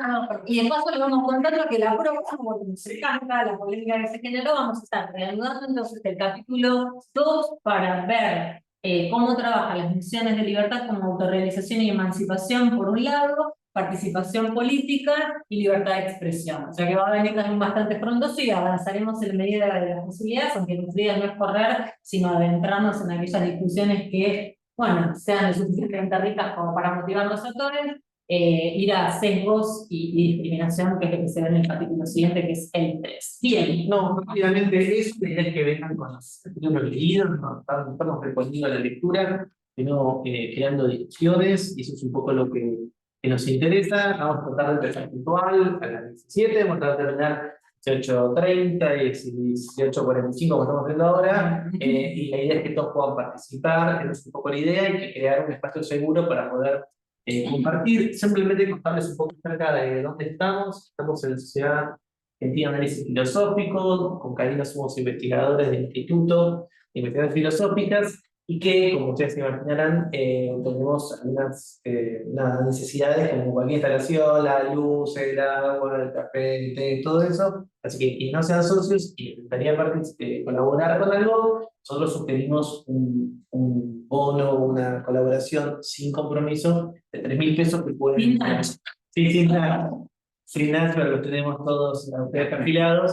Los pueden enviar por cualquier transferencia a esa cuenta que está ahí, después yo lo mando por mail. No se preocupen quienes quieran para colaborar con la institución. Y luego, nada, solamente contarles que hay un montón de libros que pueden cargar, que un montón de cosas. Sacó el que estamos leyendo, sacó el año pasado. El que sacó este año se llama ¿Por qué la inteligencia artificial undermines? Acaba la democracia, el que hace al respecto, así que quizás tengan algo para hacer. Nada, nos pueden preguntar si no consiguen los libros que podemos conseguir. Simplemente para despedirnos, recordarles entonces que nos vemos el 15 de marzo a las 17, aquí presencial en UNES de Buenos Aires, o en Zoom viendo el tercer capítulo. ¿Ok?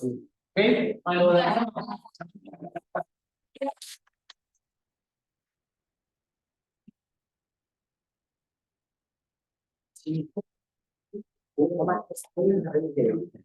Acá igual, sí, Pero igual.